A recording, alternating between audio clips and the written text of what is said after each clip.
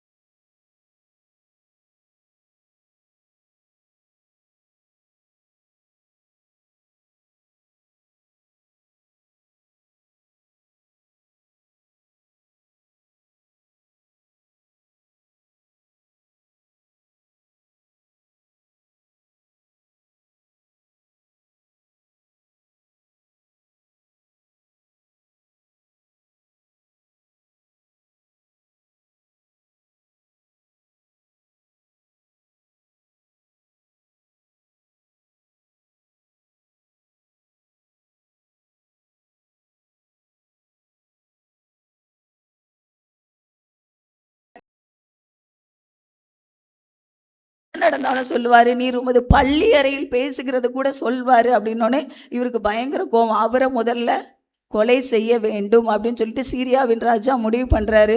அப்போ என்னாச்சுன்னா, அவர் எந்த ஊரில் இருக்காருன்னு பார்த்தா தோத்தான் அப்படிங்கிற ஒரு ஊரில் இருக்கார். அப்போ அதை சுற்றிலும் என்ன பண்ணுது, அவருடைய பலத்த இராணுவ சேனை அப்படின்னு வரும். அந்த பலத்த இராணுவ சேனைகளை அங்கே குதிரைகளையும் ரதங்களையும் 14ஆம் வசனம் 2 ராஜாக்கள் 6:14 அங்கே அவன் குதிரைகளையும் ரதங்களையும் பலத்த இராணுவங்களையும் அனுப்பினான். அவர்கள் ராக்காலத்திலே பட்டணத்தை வளைந்து கொண்டார்கள். அதாவது இரவு வேளையில் அவங்க தூங்கிட்டு இருக்கும்போது தெரியவே தெரியாது. நம்ம வீட்டை சுற்றிலும் ஒரு முற்றுகை போட்டால் எப்படி இருக்கும், அதே போல் வளைந்து கொண்டார்கள். ஆனால் வேலைக்காரன் எழும்பி வரும்போது பார்க்குறான், பயந்துட்டு ஐயோ என்ன செய்வோம், என்ன பண்ண போகிறோம், நம்ம மரணம் தான் நம்ம கண்ணு முன்னாடி இருக்குதுன்னு அவர் பயப்படுறாரு. ஆனால் எலிசா தீர்க்கதரிசியுடைய கண்கள் எப்படிப்பட்ட நிலைமையில் இருக்குது, திறந்த நிலையில் இருக்குது. அதனால தான் அவர்களோடு இருக்கிறவர்களை பார்க்கலும் நம்மோடு இருக்கிறவர்கள் அதிகம் அப்படின்னு சொல்கிறாரு. அப்போது எலிசா எப்படி வேண்டுறாருன்னா, இவன் பார்க்கும்படி இவன் கண்களை திறந்திருளும். அப்போ அந்த இடத்துல அவனுடைய கண்கள் திறக்கப்பட்ட உடனே எலிசா தீர்க்கதரிசியின் வேலைக்காரனின் பயம் நீக்கப்பட்டது. இன்னொரு வசனம் கூட நம்ம பார்க்கலாம். ஆதியாகமம் 21:19 தேவன் அவளுடைய கண்களை திறந்தார். அப்பொழுது அவள் தண்ணீர் துறவை கண்டு போய் துருத்தியிலே தண்ணீர் நிரப்பி பிள்ளைக்கு குடிக்க கொடுத்தாள். இது உங்களுக்கு எல்லாருக்குமே நல்லா தெரியும். ஆகார் ஆபிரகாமால் அனுப்பிவிடப்படுறாங்க. எந்த ஒரு வனாந்தரம், எந்த ஒரு உதவியுமே இல்லாதனால இஸ்மவேல் மரித்து தான் போக வேண்டும். இஸ்மவேலோட மரணம், தன் பிள்ளையோட மரணம் ஒரு தாய்க்கு முன்பதாக இருக்கிறது.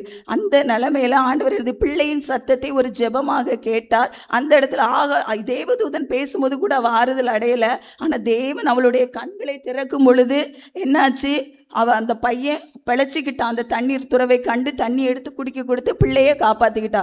இப்போ நீங்கள் இந்த 3 சம்பவத்தையும் நீங்கள் யோசித்து பார்த்தீங்கன்னா, தானியேலுக்கு முன்பதாக இருந்தது மரணம், எலிசா தீர்க்கதரிசியின் வேலைக்காரனுக்கு முன்பதாக இருந்தது மரணம், ஆகாருக்கு முன்பதாக இருந்தது இஸ்மவேலின் மரணம். 3 சம்பவம் ஒரே மாதிரி தான் வரும். ஆனால் 3 சம்பவத்திலே ஆண்டவர் கண்களை திறந்தார். மரணம்ங்கிற போது நம்ம எப்படி எடுத்துக்கொள்ளலாம், அந்த தி எண்டு முடிஞ்சிருச்சு. மரணம்னா என்ன, அதுக்கப்புறம் அவங்களோட பேர் கூட நினைக்கப்பட போகிறதில்ல. ஆனால் அந்த மரணம் முடியுது. அந்த முடிகிற தருவாயில் அங்கே ஒரு வெளிச்சம் பிரகாசிக்குது. என்ன பண்ணுறாங்க, அந்த சூழ்நிலையில் போகிறவருடைய கண்களை ஏசப்பா திறக்கிறாங்க. இது போல தான் 3 சம்பவத்திலையும் மரணம் முடிந்தது. எந்த ஒரு உதவியும் இல்லை. இப்படிப்பட்ட இன்றைக்கு நம்ம ஜெபிக்கிறவர்களாக இருந்தால், குற்றமற்றவர்களாக இருந்தால், இது மாதிரி ஒரு சூழ்நிலையில் எந்த ஒரு மனித உதவியும் இல்லாமல், அந்த ராஜா ஒரு நெருங்கிய நண்பராக இருந்தார், ஆனாலும் அவரால் உதவி செய்ய முடியலை. இப்படிப்பட்ட ஒரு நெருக்கத்தின் பாதையில் நீங்கள் போகிறவர்களாக இருந்தால், அந்த இடத்துல உள்ள உங்கள் கண்கள் திறக்கப்படும். நீங்கள் எதெல்லாம் முடிஞ்சிருச்சு, இதுக்கு மேலே உயிர் பெற முடியாதுன்னு நினைக்கிறீங்களோ அந்த காரியங்களில் உங்கள் கண்கள் திறக்கப்படும். இப்போ நல்லா ஜெபிக்கிறவங்களா இருந்தால் ஒரு சில காரியம் புரியும். எப்படின்னா, நம்ம ரொம்ப நெருக்கத்தின் பாதையில் போகும் பொழுது வழியே இல்லை, என்ன பண்ணுறதுனே தெரியலையே, எதுவுமே யாரோட உதவியுமே இருக்காது, ஒரு பயங்கரமான இக்கட்டான நிலைமையில் இருக்கும்போது ஏதாவது ஒரு வார்த்தை நம்மளை பலப்படுத்தும்.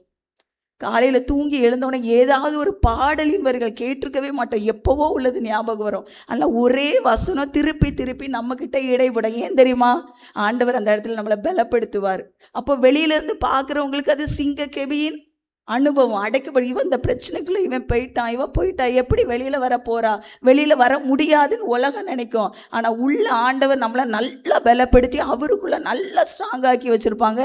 ஏன்னா நம்ம கண்கள் திறக்கப்படும். அந்த வேத வார்த்தையின் மூலமாக நம்முடைய கண்கள் திறக்கப்பட்டு ஒரு தைரியம் நமக்குள்ளே உருவாகும். 2வது நீங்கள் பார்த்தீங்கன்னா, மாறாத பிரமாணம் மாற்றத்திற்குள்ளாக்கப்பட்டது. மாறாத பிரமாணம் மாற்றத்திற்குள்ளாக்கப்பட்டது. அப்போ மாறாத பிரமாணம்னா தானியேல் 6:12 அது கடைசி பின்பகுதியை வாசிக்கலாம். அந்த காரியம் மேதியருக்கும் பெர்சியருக்கும் இருக்கிற மாறாத பிரமாணத்தின்படி உறுதியாக்கப்பட்டது. எந்த காரியம் தெரியுமா, 30 நாள் ராஜாவை தவிர வேற யாராவது வணங்கினா அவங்க சிங்க கபில போடப்படணுங்கிறது எது, மாறாத பிரமாணம். இது பிரதானிகளோட சூழ்ச்சிகளினால ஏற்படுத்தப்பட்ட ஒரு பிரமாணம். இது உறுதியாக்கப்பட்டு விட்டது. நீங்கள் அடுத்து பார்த்தீங்கன்னா, தானியேல் 6:17 பார்த்தீங்கன்னா, ஒரு கல் கெபியினுடைய வாசலின் மேல் கொண்டு வந்து வைக்கப்பட்டது. தானியேலை பற்றிய தீர்மானம் மாற்றப்படாதபடிக்கு. யாரை பற்றிய தீர்மானம், தானியேலை பற்றிய தீர்மானம். முதல்ல அதுவே ஒரு மாறாத பிரமாணம். சிங்க கெபியில போடப்படணுங்கிறதே ஒரு மாறாத பிரமாணம். அதை யாருமே மாற்ற முடியாது. இன்னும் அது எப்படி ஆயிடுச்சு, இவர் வந்து சிங்க கெபியில போட்டாலும் போட்டால் பிழைக்கவே முடியாது தான். ஆனால் அந்த பிரமாணத்தை ராஜா மாற்றிடக்கூடாதுன்னு சொல்லிட்டு அது எப்படி ஆகுது, தானியேலை பற்றிய தீர்மானம் மாற்றப்படாதபடிக்கு எப்படி ராஜாவோட முத்திரை சீல் பண்ணிட்டாங்க. ராஜாவோட மோதிரம் பிரபுக்களின் மோதிரத்தினாலும் அதன் மேல் முத்திரை போட்டார்கள். சிங்க கெபியின் வாசல் ஒரு கல்லை கொண்டு வச்சாச்சு, அவனை உள்ள அடைச்சாச்சு. ஆனால் அந்த இன்னும் அது மாற்றப்படாதுன்னு கொண்டு முற்றிலுமாக இது வந்து முடக்கப்பட்ட நிலைமை. நீங்கள் ஏற்கனவே ஒரு பாதையில் ஒரு பிரச்சனைக்குள்ளே நம்ம போயிட்டுருக்கோம். அது இன்னுமே வெளியில் வர முடியாதபடி வெளியில் உள்ள சூழ்ச்சியினால் சத்துருவின் தந்திரங்களினால் அது என்ன ஆயிடுது, முடக்கப்பட்ட நிலைமைக்குள்ளே போயிடுது. வெளியிலேயே வர முடியாத அளவுக்கு சீல் பண்ணப்பட்டதாயிற்று. ஆனால் 6:23 நீங்கள் பார்த்தீங்கன்னா 23ல் சந்தோஷம். போதும் போதும். தானியேலை கெபியிலிருந்து தூக்கிவிட சொன்னான். இது வந்து மாறாத பிரமாணம். அதுவும் தானியேலை பற்றிய தீர்மானம் மாற்றப்படாதபடிக்கு முத்திரை மோதிரத்தினால முத்திரை போட்டாச்சு. மோதிரத்தினால அவரோட மோதிரம் அல்ல, பிரபுக்களின் மோதிரத்தினாலும் முத்திரை போடப்பட்டாயிற்று. அப்போ இவர் சுயமாக முடிவு எடுக்க முடியாது. ஏன்னா அந்த சீல் போட்டது ராஜா மாத்திரம் அல்ல, அந்த பிரபுக்களின் மோதிரத்தினாலும் முத்திரை போடப்பட்டிருக்கு. அப்போ அவர் இந்த முடிவு எடுக்கணும்னா என்ன பண்ணணும்னா கலந்து பேசணும். இவர் வந்து நெருங்கிய நண்பனாக இருக்கிறதுனால என்ன பண்ணுறாரு, சிங்க கெபியில் போட்டோன்னே அடுத்த நாள் காலையிலே வந்து அவர்கிட்ட பேசுகிறாரு. ஆனால் இவர் முடிவு எடுக்கக்கூடிய இடத்துல கிடையாது. ஏன்னா பிரபுக்களின் மோதிரத்தினாலும் முத்திரை போடப்பட்டிருக்கிறது. அப்போ என்ன, இவர் கலந்து பேசணும். ஆனால் அந்த இடத்துல எப்படி மாறுது காரியம், தானியேலை கெபியிலிருந்து தூக்கிவிட சொன்னான். யாருக்கிட்டையுமே அவர் கேட்கல, அவராக தூக்கி விடுறாரு பாருங்க. அப்போ இது வந்து ஒரு தேசத்தின் சட்டமே மாற்றப்படுகிறது. எப்படின்னா, இப்போ நம்ம நாட்டில் அதிகபட்ச தண்டனை என்னது, தூக்கு தண்டனை. இப்போ ஒரு தண்டனை கைதி அவரை தூக்கில் போடுறாங்க, அந்த மிஷின் ஒர்க் ஆகலை, அவர் வந்து அவரோட தொண்டை நரம்பு அறுக்கப்படலை, பிழைச்சிக்கிட்டாருன்னு வைங்களேன். உடனே நம்ம பிஎம் சார் வந்து இல்லை இவர் தெய்வம் தான், உண்மையான தெய்வம், அப்போது இவரை வந்து வெளியில் எடுத்துடலான்னு முடிவு எடுப்பாரா? அடுத்த தூக்கு தண்டனைக்கு ரெடி பண்ணுவாங்களா? அடுத்து அந்த மிஷின் சரியாக ஒர்க் ஆகலை போல அப்படின்னு சொல்லிட்டு வேற ரெடி பண்ணணும். அப்போ இந்த ராஜா சட்டம் எப்படி ஆயிருக்கணும்னா, இன்னும் 10 சிங்கத்தை அனுப்புங்க உள்ள, அவன் உயிரோடு இருக்கான். ஏன்னா அவன் தண்டனை கைதி, அந்த சட்டத்தின்படி தண்டனைக்கு. இது ராஜாவுக்கு தெரியும் அவரை பற்றி. ஆனால் அந்த இடத்துல அவர் சுயமாக முடிவு எடுக்க முடியாது. அந்த இடத்துல எப்படி மாறுதுன்னா, தானியேல் குற்றமற்றவனாய் காணப்பட்டதுனாலே, அதேனென்றால் அவருக்கு முன்பாக நான் குற்றமற்றவனாய் காணப்பட்டேன், ராஜாவாகிய உமக்கு முன்பாகவும் நான் நீதிகேடு செய்ததில்லை அப்படின்னு சொல்கிறாரு. இந்த இடத்துல நீதிமொழிகள் ஒரு வசனம் வரும் 21, ராஜாக்களின் இருதயம் கர்த்தரின் கையில் நீர்கால்களை போல இருக்கிறது, அதை அவர் தமது சித்தத்தின்படி திருப்புகிறார். ராஜாக்களுடைய இருதயம் யார் கையில் இருக்குது, கர்த்தருடைய கையில் இருக்குது. அப்படித்தானே, அது அவர் தமது சித்தத்தின்படி திருப்புகிறார். அவர் கூட சேர்ந்து எவ்வளவு பேர் ஆலோசனை பண்ணாலும் சரி. இதுக்கு எக்ஸாம்பிளாக நம்ம எஸ்தர், மொர்தகாய், ஆமான பார்க்கலாம். தெரியும் உங்களுக்கு, அங்கேயும் காரியம் மாறுதலாய் முடிந்தது. யூதர்களை அழிக்கும்படியாக சட்டம் இயற்றப்பட்டது. கடைசி அது என்னாச்சு, மாறி போனது. யூதருக்கு களிப்பும் சந்தோஷம் உண்டாச்சு. யூதரை யாரெல்லாம் எதிர்த்து நிற்கிறார்களோ அவர்கள் அழிக்கப்படும்படியாக சட்டம் மாற்றப்பட்டது. இன்னைக்கு நம்ம வாழ்க்கையில் முதல்ல அடைக்கப்பட்ட நிலை சிங்க கெபியில், ரெண்டாவது நீங்கள் பார்த்தீங்கன்னா முடக்கப்பட்ட நிலை. இந்த பிரச்சனையிலேருந்து முற்றிலுமே வெளியில் வர முடியாது அப்படின்னு சொல்கிற அளவுக்கு முடக்கப்பட்ட நிலைமையில் இருக்கலாம். அது நீங்கள் உங்களுக்கு நீங்களே வச்சுருக்கலாம், இது மாறாது, இந்த குணம் என்கிட்ட மாறாது அப்படின்னு நினைக்கலாம். அதில் உங்களுக்கு ஒரு அடைமொழியாக பேரே வச்சுருக்கலாம், நீனாலே இதுதான், நீனாலே இப்படி தான், இதுதான் உனக்கு அடையாளம் அப்படின்னு சொல்லிட்டு உலகத்தால் உங்களுக்கு பெயர் இடப்பட்டிருக்கலாம். அது மாறவே மாறாதுன்னு சொல்லி வச்சிருக்கலாம். ஆனால் அந்த காரியத்திலேருந்து யாருடைய கரம் உங்களை தூக்கிவிடும்? ஆண்டவராகிய இயேசு கிறிஸ்துவினுடைய கரம் உங்களை தூக்கிவிடும். எப்படி இருக்கும் பொழுது நீங்கள் தானியேலை போல இடைவிடாமல் ஆண்டவரை ஆராதிக்கிறவர்களாக இருக்கும் பொழுது, ஆண்டவருக்கு முன்பதாக ஒரு குற்றமற்ற வாழ்வு வாழும்போது, இதெல்லாம் சொல்றதெல்லாம் ஜெபிக்காதவர்களுக்கு அல்ல, ஜெபிக்கிறவர்களுக்கு. ஏன்னா நம்ம பார்க்கறது ஒரு ஜெப வீரர், அவர் 3 வேளையும் ஜெபிக்கிறவர். அப்படிப்பட்ட ஒரு மனிதனாக ஒரு மனுஷியாக நீங்கள் இருப்பின், அடைக்கப்பட்ட நிலையில உங்க கண்களில வெளிச்சம் உண்டாகும். முடக்கப்பட்ட நிலையில உங்களுடைய ஆண்டவருடைய கரம் உங்களை தூக்கிவிடும். எந்த ஒரு மனித உதவியும் இருக்காது. இதுதான் அப்பதான் ஆண்டவருடைய நாமம் மகிமைப்படும். ராஜாவால் உதவி செய்திருக்க முடியும், ஆனா அதுல முடியாத சூழ்நிலை யார் அனுமதிக்கிறா? ஆண்டவரே அனுமதிக்கிறாரு, பிரபுக்களின் மோதிரத்தினால. அப்ப அவர் கலந்து பேசவே இல்லை. அப்ப இந்த நாட்டோட சட்டமே மாற்றப்படுகிறது. அப்ப ஜெபிக்கிற ஒரு மனிதனுக்காக ஒரு நாட்டின் சட்டமே மாற்றப்படுகிறது. ஒரு குற்றமற்ற வாழ்வு வாழ்வுகிறதுனால ஒரு தேசத்தின் சட்டமே மாற்றப்படுகிறது இல்லையா? தூக்கு தண்டனை நம்ம நாட்டில் இப்போ பேசினதா, தூக்கு தண்டனை எப்படி வெளியில வர முடியும்? சிங்கக்கபிலேருந்து எப்படி வெளியில வர முடியும்? அவர் வெளியில வந்தார். மூன்றாவதாக, அற்புதரின் வல்லமையை கண்ட அந்நிய கண்கள். அற்புதரின் வல்லமையை கண்ட அந்நிய கண்கள். தானியேல் 6:23 கடைசி பகுதியை வாசிக்கலாம். அவன் தன்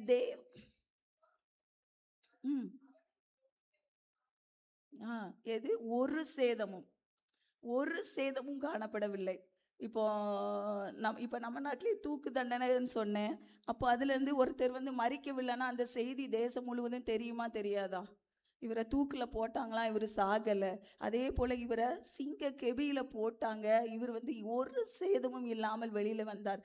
இதுதான் ராஜாவை எப்படி மாற்றினது அப்படின்னா, முதல்ல ராஜா எப்படிப்பட்டவராக இருந்தாருன்னா, 6:20 நீங்கள் பார்த்தீங்கன்னா, துயர சத்தமாய், முதல்ல நீ இடைவிடாமல் ஆராதிக்கிற உன் தேவன் உன்னை தப்புவிப்பார்னு சொன்னது அவரு தான். ஆனால் சிங்கக்கவியில் போட்டு ஒருவரும் வெளியே வர முடியும். ஏன்னா ராஜா பார்த்துருப்பாரு, இது ஒரு சட்டமாக இருக்கிறதுனால இதுக்கு முன்னாடி சிங்கக்கவியில் போட்டு யாரும் உயிரோட வெளியில் வந்திருக்கவே முடியாது, வந்திருக்கவே மாட்டாங்க. அதனால் அவர் ஒரு சந்தேகத்தில் தான் துயர சத்தமாய், தானியேல் உள்ள மரித்து போயிருப்பார் என்று சொல்லி துயர சத்தமாய் கூப்பிடுவார் 20ஆம் வசனத்தில். அப்போ என்ன சொல்லுவாருன்னா, இடைவிடாமல் ஆராதிக்கிற உன் தேவன் உன்னை சிங்கங்களுக்கு தப்புவிக்க வல்லவராய் இருந்தாரா அப்படின்னா ஒரு சந்தேகத்தோடே கேட்குறாரு. முதல்ல தப்பு விப்பாருன்னாரு, ஆனால் சிங்கக்கபியில் போட்டால் எப்படி வெளியில் வர முடியும்? அப்போ தப்பு விற்க வல்லவராய் இருந்தாரா அப்படின்னு கேட்ட ஒரு ராஜா. ஆனால் தானியேல் தன் தேவன் பேரில் விசுவாசித்திருந்தபடியால் அவனில் ஒரு சேதமும் காணப்படவில்லை. இந்த சந்தேகத்தோடு இருந்தவருக்கு தானியேலை பார்க்குறாரு, தூக்கிவிட சொல்லிட்டாரா? வெளியில் வந்தோடனே பார்க்குறாரு, ஒரு சேதமும் காணப்படவில்லை. அடுத்து நீங்கள் பார்த்தீங்கன்னா 6:26 பார்த்தீங்கன்னா, என் ராஜ்யத்தின் ஆளுகைக்குள் வாசிங்க. ம் ம் ம் ம் போதும். தானியேலின் தேவனுக்கு முன்பதாக, யாரு?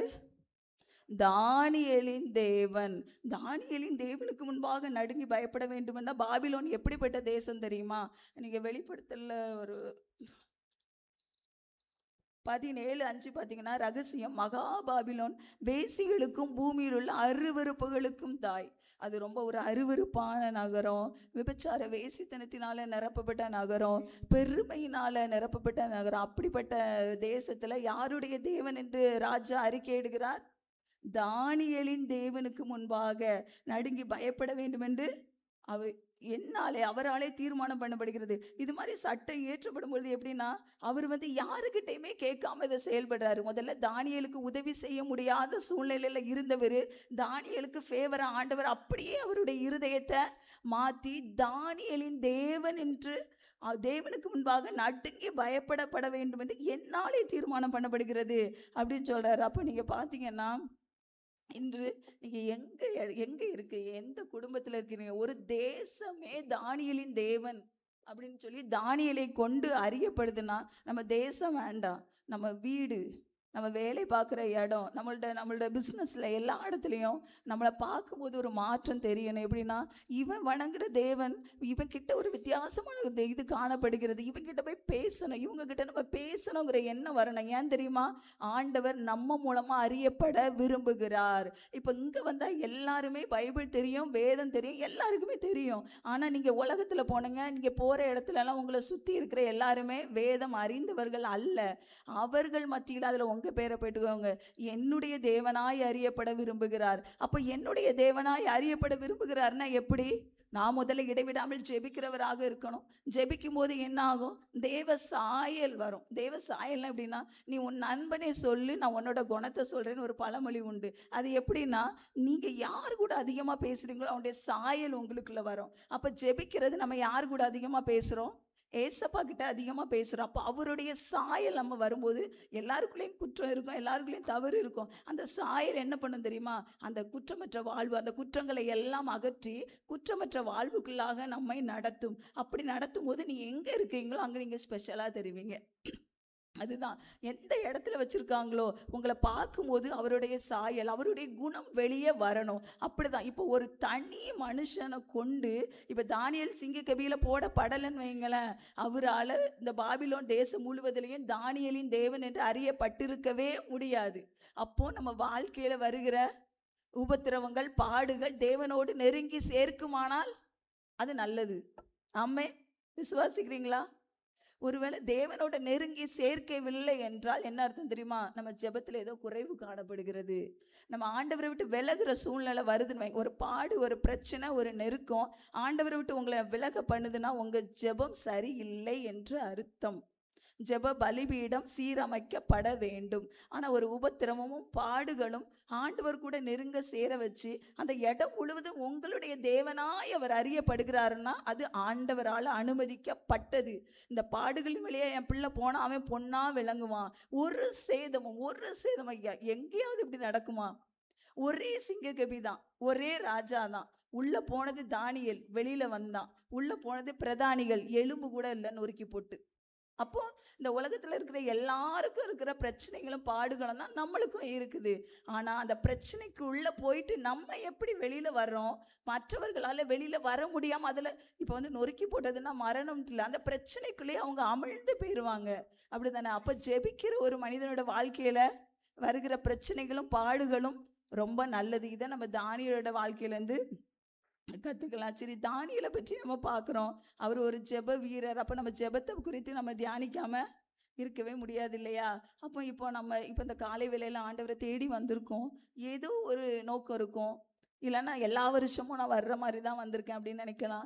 ஏதாவது ஒரு விண்ணப்பம் இருக்கலாம். ஏதாவது இந்த 40 நாளுக்குள்ளே ஏசப்பா எனக்கு ஏதாவது செஞ்சிட மாட்டாங்களா அப்படிங்கிற மாதிரி நீங்கள் நினைக்கலாம். அப்படி நம்முடைய ஜெபம் எப்படிப்பட்டதாக இருக்கிறது, எப்படி மாற வேண்டும், எப்படிப்பட்டதாக இருக்கிறதுனால நிறைய காரியங்களை நம்ம பெற்றுக்கொள்ள முடியலை, எப்படி இருந்தால் பெற்றுக்கொள்ளலாம்னு சொல்லிட்டு பழைய ஏற்பாட்டில் ஒரு சம்பவம், புதிய ஏற்பாட்டில் ஒரு உவமையும் நம்ம வந்து ஒப்புமைப்படுத்தி பார்க்கலாம். இப்போ நீங்கள் பார்த்தீங்கன்னா ஆதியாகமத்தில் இப்போ ஏதேன் தோட்டத்தை ஏசப்பா ஆண்டவர் ஃபஸ்ட்டு உருவாக்குனாங்களா, ஆதாம் ஏவாளை உருவாக்குனாங்களா? ஏதேனோ உருவாக்குனாங்க, அப்படி தானே? சகல பரிபூரணமும் உள்ளே இருந்துச்சு, அப்படி தானே? அங்கே தேவன் உலாவி கொண்டிருந்தார், அவருடைய பிரசன்னத்தில் இருந்தாங்க, அப்படி தானே? அப்போ ஆதாமை ஏவாளையும் அதுக்கப்புறம் உருவாக்குனாங்க. இன்றைக்கும் நம்மளுக்கு எப்படின்னா, நான் பிறக்கிறதுக்கு முன்னாடியே எனக்கான டிராயிங்கை ஏசப்பா போட்டாங்க. A to Z போட்டாங்க. இங்கே பிறக்கணும், இந்த இடத்துல திருமணம் முடியணும், இந்த இடத்துல இருக்கணும், எனக்கான இந்த வேலையை செய்யணும், இவளோட முடிவு இருக்குது, இவ்வளோ மகிமையை நான் அவளுக்கு வச்சுருக்கேன், இவளுக்கு என்னென்ன கொடுக்கணுங்கிறத டிராயிங் போட்டது யார்? ஏசப்பா டிராயிங் போட்டு வச்சாச்சு. அப்படி தான் ஆதாம் ஏவாளுக்கும் ஏதேன் தோட்டத்தை முன்பதாகவே உருவாக்கி வச்சாங்க. ஆனால் ஒரே ஒரு காரியத்தை விலக்கி வச்சாங்க.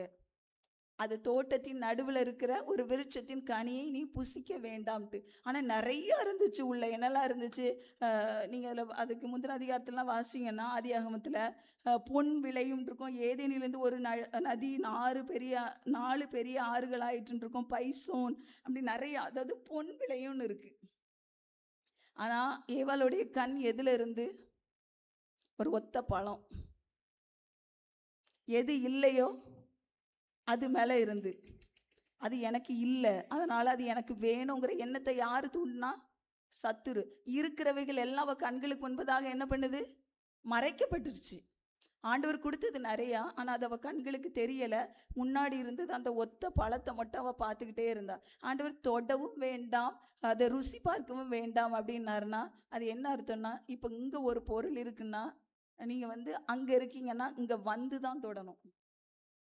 அவர் அப்போ உங்க முன்னாடி கொண்டு வைக்கல. உங்க முன்னாடி வச்சிருந்தா ஆண்டவர் என்ன சொல்லியிருப்பாங்க தெரியுமா? நீ விலகி போ அப்படின்னு சொல்லியிருப்பாங்க. நான் அந்த இடத்துல வச்சிருக்கேன், நீ விலகி போயிருன்னு இருப்பாங்க.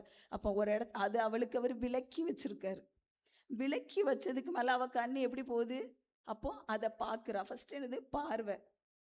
அதை தொடுறா. தொட்ட உடனே எடுத்து சாப்பிட்றா. அப்போ என்னாச்சு? ஏதேன்ல இருந்து விரட்டப்பட்டாங்க, அப்படிதானே? ஏதேன்லேருந்து விரட்டப்பட்டதுக்கு அப்புறம் என்னாச்சு பார்த்தீங்கன்னா, தோல் உடைகளை கொடுத்தார் அப்படின்னு இருக்கும்.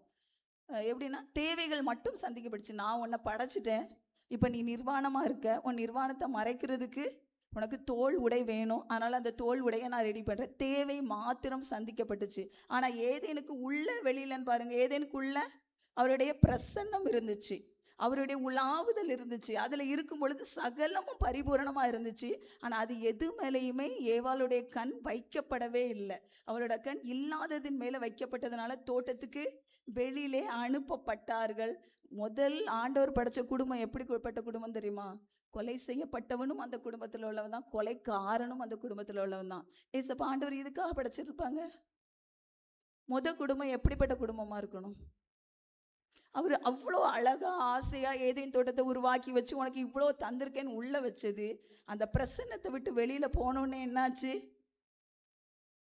ஒரு பையன் கொலைகாரன், ஒரு பையன் கொலை செய்யப்பட்டான். ஆனால் தேவைகள் சந்திக்கப்பட்டுச்சு. ஒவ்வொரு இவர் அழுவார். அப்போ சரி காயினுக்காக 7 பலி சுமரும் அப்படின்னு சொல்லிட்டு அவர் அப்பப்போ போஷித்தாரு தான், அப்பப்போ நடத்தினாரு தான். ஆனால் அவருடைய பிரசன்னத்துக்குள்ளே எவ்வளோ இருந்துச்சு? பரிபூரணம். அவளுக்கு அந்த பொண்ணு தங்கம் கண்ணுக்கு தெரியல, ஒத்த பழம் கண்ணுக்கு தெரிஞ்சு. பார்த்தீங்களா? அதே போல் இன்னைக்கு நம்ம ஜெபிக்கிறவங்க வாழ்க்கையில் ஜெபிக்கும் பொழுது ஆண்டவர் நிறைய விஷயம் நோ சொல்லுவாங்க. அது உணராமலே இருந்தோன்னு வைங்களேன், எப்படி தெரியுமா? நம்ம நீடு தேவைகள் மாத்திரம் சந்திக்கப்படும். ஆனால் அது எப்படி தெரியுமா? அந்த உலகத்தில் உபத்திரம் உண்டு இல்லை, பாடு உண்டு இல்லை, நான் போராடி ஜெபிச்சேன், போராடி வாங்கிட்டேன். போராடி இல்லை. எபேசியர் 1:3 பார்த்தீங்கன்னா, கிறிஸ்துவுக்குள் உன்னதங்களிலே ஆவிக்குரிய சகல ஆசீர்வாதத்தினாலும் நம்மை ஆசீர்வதித்திருக்கிறார். ஆசீர்வதித்து இருக்கிறார், ஆசீர்வதிப்பார் இல்லை, ஆசீர்வதித்து இருக்கிறார். அப்போ கிறிஸ்துவுக்குள் உன்னதங்களில் ஆவிக்குரிய சகல ஆசீர்வாதம் இருக்கு. நம்ம ஒரு சில காரியங்களை எப்படி பண்றோம்னா, அந்த பக்கம் நம்மளுடைய கண்கள் திரும்புறதுனால நோ சொல்லுவாங்க, நிச்சயமா நோ சொல்லுவாங்க. இது நல்லா ஜெபிக்கிறவங்களால ஃபீல் பண்ண முடியும். இந்த நபர் கூட நீ ஐக்கியப்பட வேண்டாம், இந்த நபர் கூட நீ பிஸ்னஸ் பார்ட்னராக இருக்க வேண்டாம், இப்போ நீ இந்த வார்த்தையை இந்த இடத்துல சொல்ல வேண்டாம். நிறைய இப்போ நம்ம பிள்ளைகிட்ட நம்ம என்ன சொல்லுவோம்? எல்லாமே நீ பண்ணுன்னு சொல்லுவோமா? இல்லை, இது தப்பாக தெரியுது, வேண்டாப்பா நீ பண்ண வேண்டாம். ஏன் சொல்கிறான்? பிள்ளையை நேசிக்கிறோம். அப்போ பிள்ளைக்கு எஸ் சொன்னதை விட நோ தான் நிறைய சொல்லியிருப்பான். இதை பண்ணாத, அதை பண்ணாத அப்படின்ட்டு. ஏன்? பிள்ளை மேலே உள்ள அன்பு. அப்போது நீங்கள் ஆண்டவரோடு கூட ஆவியானவரோடு கூட ஜெபிக்கும் போது என்ன ஆகும்னா, நிறைய நோ சொல்லுவாங்க. இது வேண்டாம், இப்படிப்பட்ட காரியம் வேண்டாம், இந்த இடம் வேண்டாம், இந்த வீடு வேண்டாம், இது உனக்கு, நான் உனக்கு பரிபூரணம் வச்சுருக்கேன், பரிபூரணம் இருக்கு. நீ நம்ம கண்களுக்கு தெரிகிறதன்படி எனக்கு இது வேணும், எனக்கு இது வேணும் ஏசப்பா அப்படின்னு கேட்கறதுனால நம்மள்ட்ட ஆவிக்குரிய வாழ்க்கையில ஓட்டத்தில் நின்றுவோம். ஆனால் நிற்கிறது கூட தெரியாமல் என்ன தெரியுமா பண்ணுவோம்? தேவைகள் சந்திக்கப்படுது, கஷ்டப்பட்டு தானே நம்ம வாங்கிக்கிறோம் ஆண்டவர்கிட்ட இருந்து. சாத்தான் ஏதோ சோதனை பண்ணிட்டான். இல்லை, உங்கள் கண்கள் மறைக்கப்பட்டு இருக்கிறது. உங்கள் கண்கள் எது மேலே இருக்குது தெரியுமா? ஆண்டவர் நோ சொன்ன காரியத்தின் மேலே இருக்குது. ஒரு ஃப்ரெண்ட்ஷிப்பாக இருக்கலாம், இப்படிப்பட்ட ஒரு ஐக்கியமே உனக்கு வேண்டாம் தம்பி அப்படின்னு நிறைய சப்பா சொல்லுவாங்க. அந்த ஐக்கியம் தான் வேணப்பா, இந்த சேட் இப்போ உனக்கு வேண்டாம், இந்த காரியத்தை நீ இப்போ பார்க்காத, ஏன்னா நீ உனக்கான ஆசீர்வாதத்தை இழந்துருவேன், நீ ஒரு இடத்துல நின்றுட்டு இருக்க, என் கூட நடக்க முடியாமல் நீ நின்றுட்டு இருக்கன்னு சொல்லுவார். இல்லை, அது எப்படி தெரியுமா? அதை உணரவே மாட்டோம், ஓடிடுவோம். ஒரு எச்சரிப்பு வரும், இப்படிப்பட்ட காரியங்கள் உனக்கு வேண்டாம், சபைக்கு வந்தாலும் சரி, எங்கே இருந்தாலும் சரி, வேண்டாம்னு சொல்கிற பொருள் உங்களுக்கு வந்துக்கிட்டே இருக்கும். ஏசப்பா இப்படி சொல்கிறாங்களே, இது செய்யாத ஓடிடுவோம். இது நமக்கு இல்லை. ஏன்னா நம்மளே திருப்திப்படுத்திக்கிட்டு நிறைய விஷயத்தில் ஏசப்பா நோ தான் சொல்லுவாங்க. இது நீங்கள் நல்ல ஆண்டவரோடு கூட தினமும் உங்களுக்கு கிடைக்கிற நேரம்லாம் ஜெபிக்கிறவர்களாக இருந்தால் 100க்கு 100 இதை உணர முடியும். நிறைய நோ சொல்லுவாங்க. நோ சொல்லும்போது என்ன ரொம்ப கஷ்டமாக இருக்கும். என்ன இது ஏசப்பா? ஒருவேளை இன்டர்வியூ நீங்கள் போயிருக்கலாம், இல்லை இது வேண்டாங்களாம், வெளியிலேருந்து பார்க்காது பெரிய எம்என்சியாக இருக்கலாம், ஆனால் தம்பி இது உனக்கு வேண்டாங்களாம். உங்களை எது செலக்ட் பண்ண சொல்லலாம் தெரியுமா? சின்னதாக இருக்க ஆஃபீஸை சொல்லலாம். நம்ம நினைப்போம் இது எவ்வளோ பெரிய இது, நம்ம இங்கே ஜாயின் பண்ணிடலாமேட்டா. ஆண்டவர் நோ சொல்லும்போது நோ தான். அங்கேருந்து நம்ம எப்போனாலும் தூக்கி எறியப்படுவோம் இல்லையா? சின்ன கம்பெனி நம்ம உருவாக்கப்படலாம். அவருடைய திட்டம், அவரோடு கூட நடக்கும்போது இந்த சத்தம் நம்ம செவிகளில் கேட்கும். ஒருவேளை ஜெபிக்காதவர்களுடைய வாழ்க்கையில் இது நடந்துன்னா பரவாயில்ல, ஆனால் ஜெபிக்கிற நம்ம வாழ்க்கையில் நடக்கும் பொழுது நம்ம இது எதனால் எதிர்மா அவருடைய ஆசீர்வாதத்தை பெற்றுக்கொள்ளாமல் அவருடைய நாமத்தை வீணிலே வழங்குகிறவர்களாக இருக்கிறோம். அவர் ஏதேனை வச்சிருக்கிறாரு, பரிபூரணத்தை வச்சிருக்கிறாரு. ஆனா எல்லாம் எனக்கு என்ன தெரியுங்களோ அது போதும்னு சொல்லணும். இப்ப ரொம்ப பிடிச்சவங்ககிட்ட நம்ம என்ன சொல்லுவோம்? என்ன தரீங்களோ போதும் அப்படிங்களாம். அப்படிதான், நான் என்ன தெரியும், நீங்க தர்றது போதும்ப்பா, நீங்க தராதது எனக்கு வேண்டாம். அந்த மனநிலை தான் நம்ம ஜெப ஜீவியத்துல இருக்கணும். ஒருவேளை தானியேல் அப்படிப்பட்டவராக இருந்ததுனால தான் அந்த பிரச்சனையிலேருந்து அவளால வெளியில விட முடிஞ்சு. இப்போ ஜெபிக்கிறவங்க எப்படின்னா, ஆண்டவர் எனக்கு இதை தரலை, ஆண்டவர் இதை தரல, குற்றம் சாட்டுகிறவர்களாக மாறும் பொழுது நிறைய ஆசீர்வாதத்தை நம்ம இழந்துருவோம். இதே போல தான் ஏவாளுடைய கண் எதுல இருந்தது? விளக்கப்பட்டதின் மேல இருந்தது. இல்ல, தனக்குன்னு இல்லை, அதை தனக்குன்னு எடுத்துக்கொள்ளும்படியாக அந்த கண்ணில் இருந்தது. அதை பார்க்குறவளா ஏவாள் இருந்தாங்க. நீங்கள் அடுத்து பார்த்தீங்கன்னா இதே இது உனக்கு யோவான் 6 எல்லாருக்கும் தெரிஞ்சது தான். 5 அப்போ 2 மீன். அப்போ அந்திரேயா என்ன பண்ணுறாரு? 5 வார்கோதுமை அப்பமும் 2 மீனும் இருக்குது. இது எம்மாத்திரம். அந்திரியோவோட வாயிலேருந்து வந்த வார்த்தை என்ன தெரியுமா? இது எம்மாத்திரம். அப்போ ஆனால் ஆண்டவர் வந்து அந்த எம்மாத்திரங்கிறத காதிலே வாங்கலை. எல்லாரையும் உட்கார வச்சாச்சு. அதுக்கப்புறம் இருக்கும் அடுத்தடுத்த வசனங்களில் யோவான் 6 அதிகாரம் நீங்கள் வாசிக்கும் போது இருக்கும், அந்த எம்மாத்திரமாக இருந்த 5 அப்பத்தையும் 2 மீனையும் எடுத்து சோஸ்திரம் செலுத்துவார். அது ரொம்ப எம்மாத்திரம். அதாவது 5000 புருஷர்கள் இருக்கிறாங்க. உங்கள் தேவைகள் 1 கோடியாக இருக்கலாம், உங்ககிட்ட ஒரு 10 ரூபா கூட இல்லாமல் இருக்கலாம். ஆனால் அந்த 10 ரூபாய்க்காக சோஸ்திரம். அவர் என்ன பண்ணுறாரு? ஆண்டவராகிய இயேசு கிறிஸ்துவுடைய கண்கள் எதை பார்த்ததுன்னா இருக்கிறத பார்த்தது. ஏவாளுடைய கண்கள் எதை பார்த்தது? இல்லாததை பார்த்தது. அப்போ இருக்கிறத உங்களுக்கு என்ன கொடுத்துருக்காங்க ஏசப்பா? அதை இருக்கிறத எடுத்து நீங்கள் சோஸ்திரம் செலுத்துகிறவர்களாய் மாறும்போது அடுத்தடுத்த வசனங்களில் நீங்கள் பார்க்கலாம், வேண்டிய மட்டும் கொடுத்தார், திருப்தியாக கொடுத்தார், மீதம் எடுக்க வைத்தார் அப்படின்னு இருக்கும். இப்போ நீங்கள் இதை ரெண்டையும் நல்லா ரிலேட் பண்ணி பார்த்தீங்கன்னா, அவருடைய சத்தத்துக்கு செவி கொடுக்கறது மாத்திரம்தான். அவர் தந்ததுக்கு மேலே நம்ம கண்ணை வச்சோன்னு வைங்களேன், அது பெருகும். அல்லேலூயா. அவர் என்ன தந்திருக்கிறாரோ அது மேலே ஏசப்பா வந்து யோவான் 6 அதை தான் செஞ்சு காமிச்சாங்க. அவர் தந்திருக்கிறாரு. ஒரு சின்ன பையன் சாப்பிட்ற அளவு தான் அவங்க அம்மா கொடுக்க முடியும். அது எப்படி பெரியவங்களுக்கு பார்த்தோம்? ஒரு பெரிய ஆளுக்கே பத்தாது. ஆனால் ஏசப்போட கண் எப்படி இருந்தது தெரியுமா? என்கிட்ட இதுதான் இப்போ இருக்கு, இதை எடுத்து தான் நான் சோஸ்திரம் செலுத்துவேன். அது என்னாச்சு? பெருகிச்சு, மீதம் எடுக்க வச்சாங்க. ஆனால் ஏவாளுடைய கண் தோட்டத்தில் சகல பரிபூரணமும் இருந்துச்சு. அவளோட கண் சகல, எங்க பொண்ணை விட ஒரு ஒத்த பழம் எங்கேயாவது முக்கியமாக போமா? அந்த ஒத்த பழம் ஒரே ஒரு விருட்சத்தின் மேலே அவள் கண் வைத்ததுனால எல்லாவற்றையும் இழந்தா. அந்த பிரசன்னத்தை விட்டு வெளியில் வரும்பொழுது, ஆண்டவரை விட்டு வெளியில் வரும்பொழுது அநேக காரியங்கள் பிரதானிகளை போல நம்ம எங்கே போயிடுவோம்? பிரச்சனைக்குள்ள நொறுங்கி போயிடும். எழும்பவே முடியாத அளவுக்கு வெளியில் இப்படியே தான் இருப்போம். ஜெபிக்கிறவர்களாக தான் இருப்போம். உள்ள ஆத்துமாவிலேயும் ஆசீர்வாதம் இருக்காது, வெளியிலேயும் ஆசீர்வாதம் இருக்காது. பிரியமானவனே, 3 யோவான் 2ஆம் வசனம் இருக்கும், உன் ஆத்துமா வாழ்கிறது போல நீ எல்லாவற்றிலும் வாழ்ந்து சுகமாக இருக்கும்படி வேண்டுகிறேன். அப்போ ஆதியில் எதில் வாழ்ந்தாங்க? தேவ சாயலில் ஆவியில் உலாவுனாங்க. அதனால் அந்த ஏதேனுக்குள்ள அத்தனை ஆசீர்வாதமும் இருந்து, ஏதேனை விட்டு வெளியில் வந்ததுக்கப்புறம் தோல் உடை வந்துருச்சு. தோல் உடை வந்தால் என்ன ஆகும்? தேவை மாத்திரம் சந்திக்கப்படுதுன்னு அர்த்தம். அப்போ முதல்ல என்ன முக்கியம்னா, இந்த மாம்சத்தின் கிரியைகள் அகற்றப்பட்டு அவர் கூட நெருங்கும் பொழுது எல்லா ஆசீர்வாதமும் அவருக்குள்ள இருக்கு. அப்போ நம்மளுக்கு என்ன ஆகும்னா, ஜெபிக்க நம்மளுக்குன்னு கேட்கவே வராது.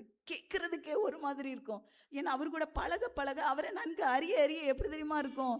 இது எனக்கு செய்யாமல் இருப்பாங்களா, எனக்கு தராமல் இருப்பாங்களா, அவர் தர்றது தானே சரியா இருக்குங்கிற எண்ணத்துக்குள்ள நம்ம வந்துடுவோம்.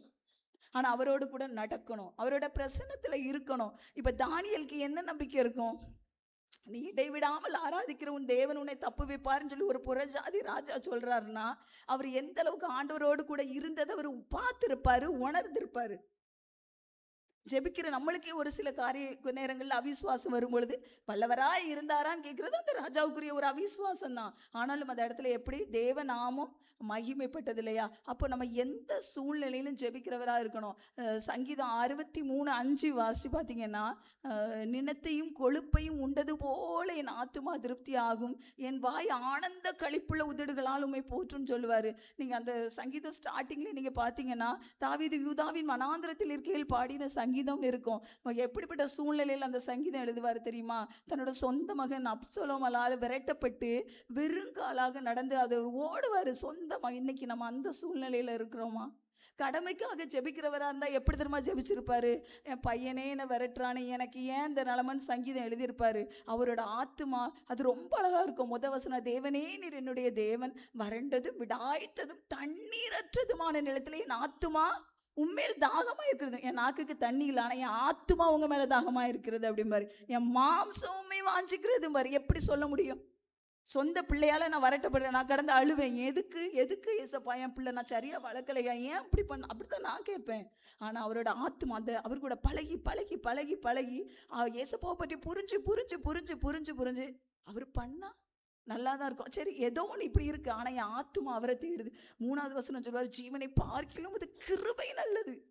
எப்படி சொல்ல முடியும்? என் ஜீவனே போப்புது. அப்போ தண்ணி கிடைச்சா நான் பிழைச்சிக்கிட மாட்டேன், உங்க கிருபை இருந்தா நான் பிழைச்சிப்பேன். அந்த சங்கீதம் 63 1-8 நீங்க வாசிங்கன்னா அவ்வளோ அருமையா இருக்கும். நீங்க அதுக்கப்புறம் நீங்க யோசுவா 1:8 நீங்க பார்த்தீங்கன்னா, இஸ்ரவேல் ஜனங்கள் மோசே இறந்துடுறாரு. அப்போ யோசுவாக்குள்ள ஒரு பயம் இருந்திருக்கும்ல, என்ன அக்செப்ட் பண்ணிப்பாங்களா, என்ன ஏற்றுப்பாங்களா அப்படின்னு சொல்லும்போது 1:5 சொல்லுவார், நான் மோசையோடு இருந்தது போல் உன்னோடு கூட இருப்பேன்னு சொல்லுவார். 1:8 என்ன தெரியுமா சொல்லுவார்? இந்த நியாயப்பிரமாண புஸ்தகம் உன் வாயை விட்டு பிரியா திருப்பதாக, நீ இரவும் பகலும் இதை தியானித்து கொண்டிருப்பாய், அப்பொழுது நீ உன் வழியை வாய்க்கப்படுவாய், நீ புத்திமானாயும் நடந்துக்கொள்ளும். எங்க 6 லட்சம் புருஷர்களை வழி நடத்தணும் வனாந்தரத்துல, நீ இரவும் பகலும் தியானின்னு அவருக்கு வேலையே இல்லையா? எவ்வளவு வேலை இருந்திருக்கும் அந்த நேரத்தில். அவர் ஆண்டவர் சொன்னது, உன் வழி வாய்க்கணும், இத்தனை பேரை நடத்தணும், உனக்கு ஞானம் வேணும்னா நீ என்ன பண்ணணும்? நீ இது வேதத்தை தியானிக்கணும், இதில் தான் நீ நேரம் செலவு பண்ணணும், அப்போ தான் நீ அந்த ஜனங்களை எப்படி நடத்தணுங்கிற ஞானம் வரும். நீங்கள் அப்புறம் வர்ற அதிகாரங்கள் எல்லாம் வாசிங்கன்னா என்ன ஆகும்னா, என்னது சூரியன் அவர் சொல் பேச்சு, அவர் சொன்னதை கேட்டு ஆண்டவர் சூரியனையே நிறுத்தி வைப்பாங்களாம். அப்புறம் மோசேக்கு பயந்து இருந்தது போல அது இவருக்கும் பயந்துருப்பாங்க அப்படின்னு சொல்லி வேதம் சொல்லும். நீங்கள் நீதிமொழிகள் 24:30-34 வசனங்களை வீட்டில் போய் தியானிங்க. ஜெபிக்காத ஒரு மனுஷனோட வாழ்க்கையில் அது வர சோம்பேறியுடைய வயலையும் மதியனுடைய திராட்சை தோட்டத்தையும் நான் கடந்து போனேன், அதெல்லாம் முள்ளுக்காடாக இருந்து கர்சுவரி இடிந்து கிடந்ததுன்ட்டு. ஜெபிக்காத ஒரு மனிதனோட வாழ்க்கையில் அதுதான் இருக்கும், ஒரு பாதுகாப்பே இருக்காது. ஆனால் ஜெபிக்கிற மனிதனோட வாழ்க்கையில் தானியேலை போல ஒரு குற்றமற்ற வாழ்வு வாழும்போது, ஆண்டவராகிய தேவனுக்கு முன்பதாக பிரியமுள்ளவர்களாக இருக்கும் பொழுது, எந்த சிங்கக்கவியின் அனுபவமும் உங்களை வெளியே கொண்டு வரும். சிங்கக்கெபி உங்களை சேதப்படுத்துவது இல்லை, ஆனால் நீங்கள் ஜெபிக்கிறவர்களாக எப்படி இடைவிடாமல் ஜெபம்னா உங்களுடைய எண்ணங்கள், நினைவுகள், சிந்தனை, செயல் எல்லாமே அவரோடு கூட இணைந்திருக்கிறது தான் ஜெபம். கடமை. நான் காலையில் எழுந்தேன், ஜெபம் பண்ணிட்டேன், ஒரு அதிகாரம் வாசிச்சிட்டேன், நைட்டு வருவேன், நான் ஜெபம் பண்ணிட்டேன், பைபிள் வாசித்தேன். இது மாம்சீகமான ஒரு ஜெபம், இது கடமைக்காக ஜெபிக்கிற ஜெபம். உங்க எண்ணம், நினைவு, சிந்தனை, செயல் அவரா மாறணும். அப்படி வர்ற வரைக்கும் ஜெபிக்கணும். அப்படிப்பட்ட ஒரு மனிதனால தான் சிங்கக்கவியின் அனுபவத்தை ஏற்றுக்கொள்ளவே முடியும். அவர் அதுக்காக போராடவே இல்லை. தானியேல், ஏன் என்ன சிங்கக்கவியில போடு, இப்படியா ஒரு பிரமாணம் நீங்க ஏற்படுத்தணும், இப்படியா ஒரு சட்டம் ஏற்றப்படணும்னு போய் கேட்கவே, நம்மளுக்காக நம்ம பேசவே மாட்டோம். அவரோடு கூட நம்ம இருக்கும்போது ஏன் உரிமை நான் கேட்பேன், இது எனக்கான அங்கீகாரம். நீங்க போய் கேட்குறீங்கன்னா நீங்க மாம்சீகமா வாழ்றீங்கன்னு அர்த்தம். நீங்க ஆண்டவருக்கு உங்களுக்கு தொடர்பே இல்லை. அவரோடு கூட ஜெபிக்க இருக்கும் பொழுது நடக்கிறது நன்மைதான். அவர் அறியா எதுவுமே எனக்கு நடக்காது. இதுதான் தானியேல் வாழ்ந்து காமிச்சார். அப்பதான் உங்கள் மூலமாக நீங்க வாழுகிற இடத்துல உங்கள் தேவனாய் அவர் அறியப்பட முடியும். உண்மையாகவே நீங்கள் நிச்சயமாக இடைவிடாமல் ஜெபிக்கிறவர்களாய் இருந்தால், நீங்கள் இடைவிடாமல் ஆராதிக்கிற உங்கள் தேவன் உங்களை நிச்சயமாய் தப்புவிப்பார். ஆமென். கர்த்தர் தாமே இந்த வார்த்தைகளை ஆசீர்வதிப்பாராங்க.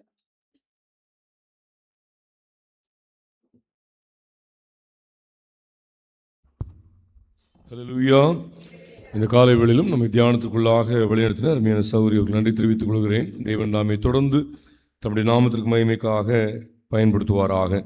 நாம் கேட்ட சத்தியத்தை மனதில் வைத்து நாம் யாவரும் எழுந்து நின்று 216வது பாடலை பாடுவோம். பாடல் எண் 216. இயேசுவே கல்வாரியில் என்னை வைத்துக் கொள்ளும், பாவம் போக்கும் இரத்தமாம் திவ்ய ஊற்றை காட்டும் என்ற பாடலை நாம் யாவரும் எழுந்து நின்று பாடுவோம். பாடல் எண் 216. இயேசுவே கல்வாரியில் என்னை வைத்துக் கொள்ளும், பாவம் போக்கும் இரத்தமாம் திவ்ய ஊற்றை காட்டும். மீட்பரே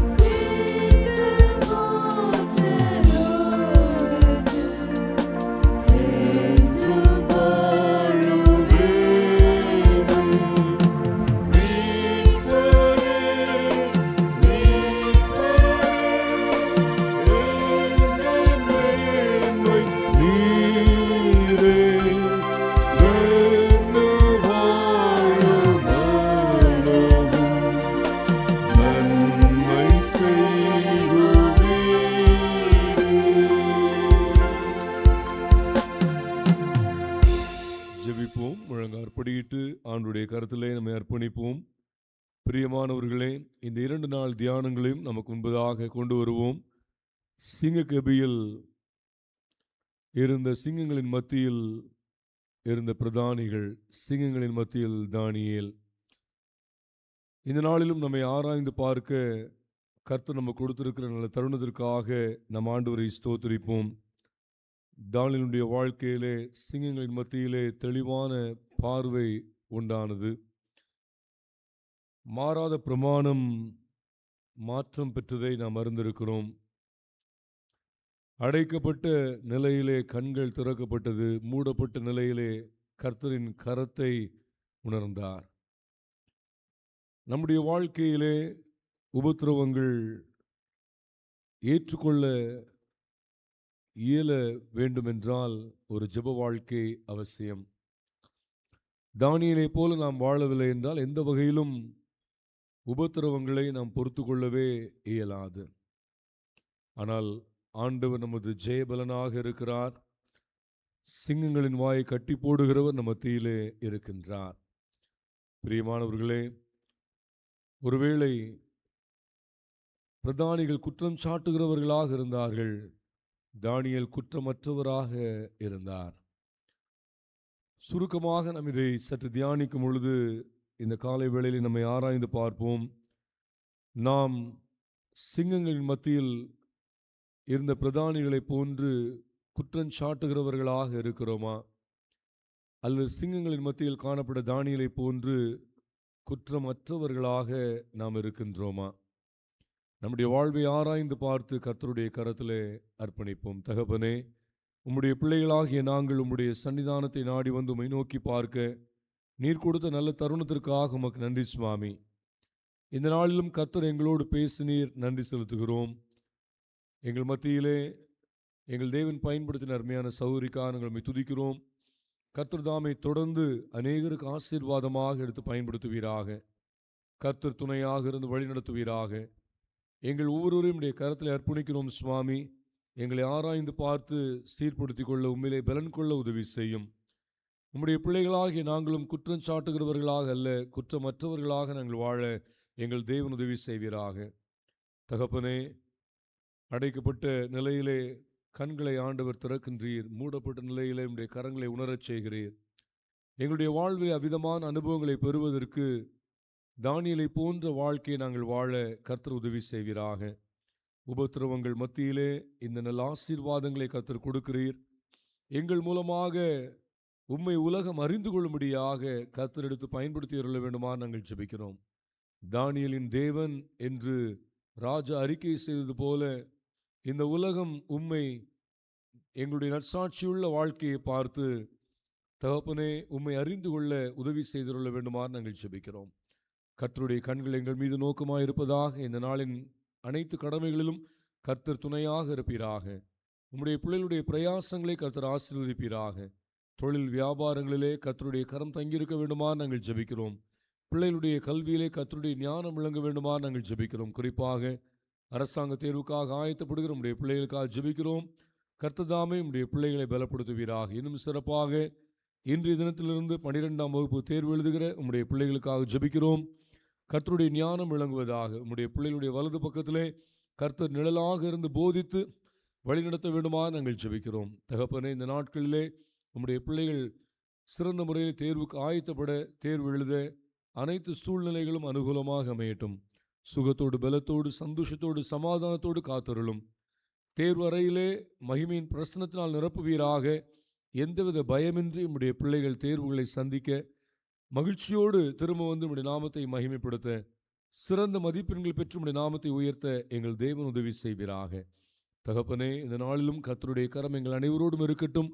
உம்முடைய பிள்ளைகள் எதிர்பார்க்கின்ற ஒவ்வொரு நன்மையையும் சுதந்திரித்துக் கொள்ள உதவி செய்யும்.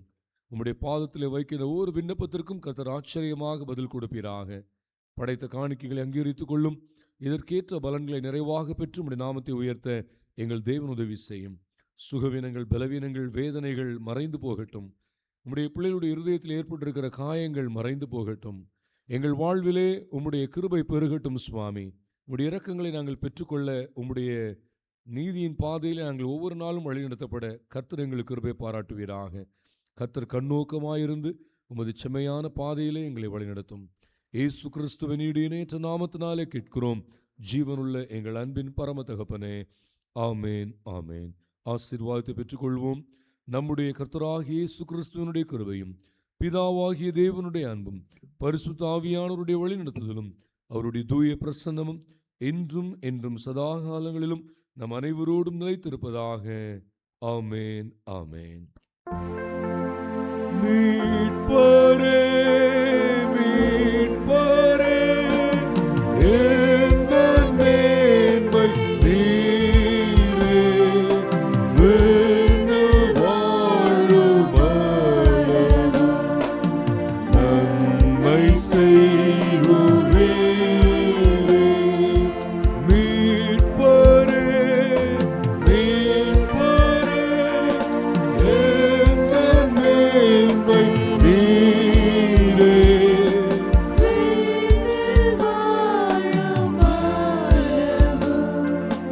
நன்மை செய்குவே. நம் யாவரும் இணைந்து கர்த்தரை ஸ்தோத்திரிப்போம். என் ஆத்துமாவே கர்த்தரை ஸ்தோத்திரி, என் முழு உள்ளமே அவருடைய பரிசுத்த நாமத்தை ஸ்தோத்திரி. என் ஆத்துமாவே கர்த்தரை ஸ்தோத்திரி, கர்த்தர் செய்த சகல உபகாரங்களை மறவாதே. ஆமேன், ஆமேன். கர்த்தர் உங்களோடு இருப்பாராக. அவனும் யாவரோடும் இருப்பாராக. சமாதானத்தோடே போக கடவும். கர்த்தருடைய நாமத்தினாலே ஆமென். ஹல்லேலூயா, ஹல்லேலூயா, ஹல்லேலூயா. அனைவருக்கும் ஸ்தோத்திரம். தேவன் தாமே அனைவரையும் ஆசீர்வதித்து பலப்படுத்தி வழிநடத்துவாராக. ஆமேன், ஆமேன். எனக்கு நேரம் கிடைக்கும் போதெல்லாம் என் இயேசுவோடு நான் பேசுவேன். எனக்கு நேரம் கிடைக்கும் போதெல்லாம் என் இயேசுவோடு நான் பேசுவேன். நான் பேசுவேன், அவர் பேசுவார், இருவரும் சந்தோஷிப்போமே.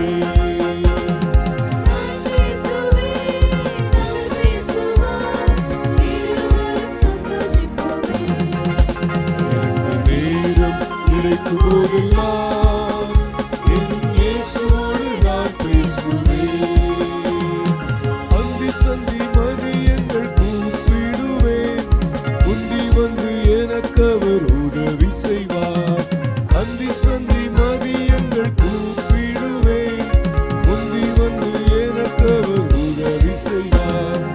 இக்கட்டு நேரத்தில் கூப்பிடுவேன், இக்கட்டு நேரத்தில் கூப்பிடுவேன், இனிமையை வந்தனுக்கு பதிலளிப்பார், இனிமையை வந்தனுக்கு பதிலளிப்பார். ஹல்லேலூயா, ஹல்லேலூயா, ஹல்லேலூயா, ஹல்லேலூயா, ஹல்லேலூயா, ஹல்லேலூயா, ஹல்லேலூயா, ஹல்லேலூயா, ஹல்லேலூயா, ஹல்லேலூயா, ஹல்லேலூயா, ஹல்லேலூயா. எனக்கு நேரம் கிடைக்கும் போதெல்லாம் என் இயேசுவோடு நான் பேசுவேன்.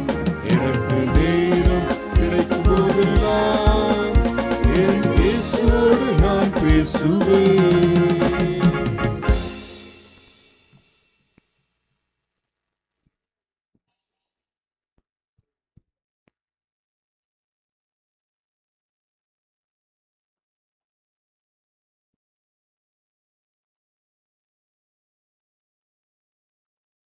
Praise the Lord. இந்த ஸ்பீக்கர் வரவே இல்லை எனக்கு.